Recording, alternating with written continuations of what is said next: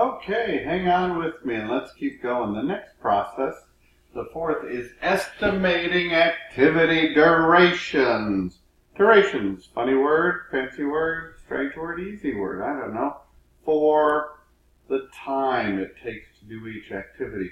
So we're going to estimate activity durations by looking at the number of work periods, so there are 52 weeks in a year, etc., and determining how long it will take to do an activity. So we're actually taking scope from last week and applying it now to the schedule. Remember, this is a rule of thumb, a heuristic, as the French would say. The best estimate is from the person that will actually be doing the work. Okay? And we'll use these durations to determine the activity early and late start and finish dates later. But for now, the PMBOK Guide edition 6 has a new formula, it was not in the previous, that says durations requires an estimate of the work effort, and the resources, and that's how you will come up with your work periods. So duration equals WE times RA is the work periods, the work effort, and the resources available. And that's how you'll estimate your work periods. And it's, of course, often dependent on a number of things, including your worker's skill level. So a journeyman worker is not as skilled as a craftsman or an apprentice, those sort of things. An apprentice is not as skilled as a journeyman or a craftsman. There are levels. Project manager level 1 or 2 or 3 have various skill levels. A technologist or a PT, which is the high-end technologist, they will result in shorter times and better products. So keep that in mind. There's the law of diminishing returns. So as I add more engineers to a project, if I add a second engineer, I don't double my output. If I have a third, I don't quadruple my output. So there's the law of diminishing returns. Be aware of the number of resources. Advances in technology can help or hurt, I suppose, for your cashier at the register with your cell phone on you.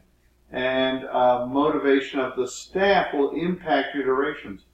The book talks about two different things. One is student syndrome, frankly. Do students ever procrastinate? No way! Anyhow, we all do.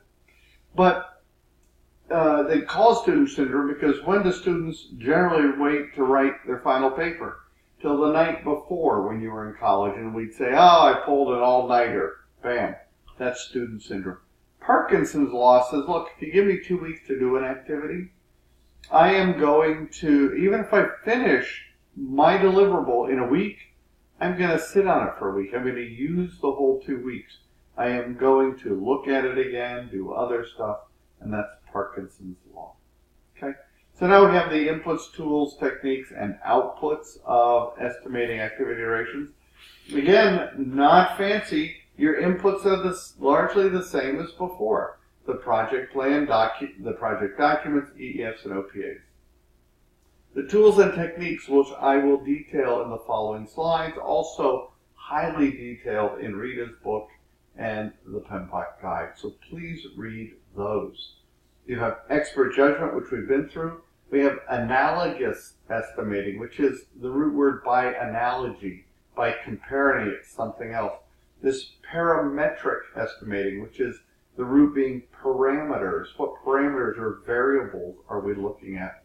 There's 3-point estimating, which some have used PERT, and we'll talk about that. Bottom-up estimating, so remember I took the work breakdown structure, decomposed it to work packages, and further decomposed that to activities. Well, I could do bottom-up estimating, adding everything up as I go. That's normally very accurate. There's data analysis, decision-making, and meetings. My outputs then, think of my process name, especially if you're going to take the certification exam. Estimating activity durations is the process. So what's my output? my duration estimates. I'm using the words in the process name itself. I have another output which is very important, which is the basis of those estimates.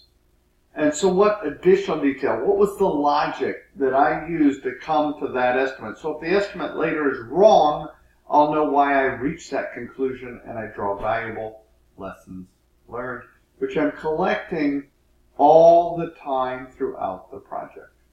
So I said I would go over some of these tools, and here are my notes on them. You're welcome to use them, or this detailed notes in Rita's book in the PMBOK Guide. So expert judgment we've been over. It's individual or a group. You could form a group, and it's a specialized knowledge. Analogous estimating normally uses historical data from a similar project. So I'd go, you know what? Last year, Schmitty did a project that did almost exactly this scope. And it was 2 months. Mine is only a month. I'm going to look at his budget and take 2/3 of it. That's by analogy, an analogous estimate. It's very fast to do, but it's not very accurate. There's parametric estimating. Remember, the root is by parameter, okay? And so it uses an algorithm based on historical data and project parameters. Note historical data, which is not an analogous estimate using a similar project. This is historical data and project parameters, okay? And I use, for example, the price per square foot of your house. Many people say, oh, my house is $102 per square foot. Well, it may be, but it's not really. So when a builder is building a house, he knows or she knows they have 5 different models, and each model it varies, so they're going to call it roughly $102 a square foot. They're going to tell the bank that, and if they build so much of it, they will get paid by the bank in installments. But in the end, the house could be worth much more or much less, depending on what you've added to it. Now, 3-point estimating has 3 points, and it's about reducing risk. So what it does is it takes the most optimistic time, the most likely time, and the most pessimistic time between the predecessor and the successor. And it says, look, add the 3 up, and since there are 3 variables, divide by 3. That is your 3-point estimate. And then there's another variation of that called PERT, Program Evaluation and Review Technique. And that takes the same, the optimistic, the most likely, and the pessimistic, the O, M, and P. But what it does is it weights the most likely by a factor of 4. And so it's really O plus 4M plus P divided by 6 this time, since I have 6 variables. So it's a weighted 3-point estimate, and it's very accurate. The bottom-up estimating we talked about, which is aggregating up the work breakdown structure. Well, I mentioned data analysis, which includes alternative analysis and reserve analysis. I'm going to talk about reserve analysis in just a second. Decision-making and meetings. Okay. Here's a 1-slide summary of 3-point or PERT with the formulas. Rita likely covers this. Rita covers this too. And I already mentioned. So the 3-point is called triangular. The PERT is called a beta estimate. And that's just a mathematical view of the way the drawings result mathematically. Remember, triangular or 3-point is P plus O plus M divided by 3, where PERT is P, the pessimistic, plus 4 times most likely, plus optimistic time divided by 6. From that, that's expected activity duration. I can get the standard deviation, which is pessimistic minus optimistic, divided by 6. I can then figure out activity variance, which is the standard D squared, or, putting the formula in there, the time for P minus the time for optimistic divided by 6 squared.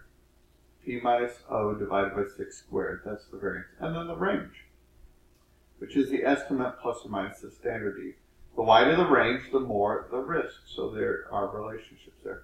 I said I would talk about reserve analysis. It's a data analysis tool. There are two types, contingency reserves or management reserves. In contingency reserves, I, as the project manager, I've identified a risk, I've determined the cost to mitigate or resolve that risk. I go to the sponsor in advance, I say, hey, here's my risk, here's what we're doing about it. We'd love to have the money now, put it aside. When the contingency executes, we'll be ready.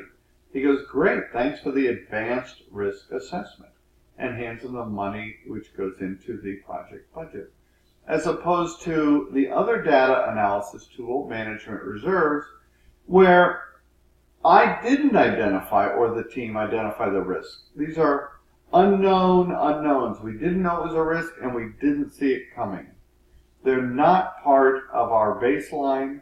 We have to go to the sponsor and say, bam, here's what happened. I'm not sure why. We're figuring it out, doing root cause, but this amount of money would solve it now. Okay, great. Here you go, the sponsor says, oh, I wish it was that easy. But that is contingency reserves and management reserves are the only two types of reserves, and you will see these again in cost management.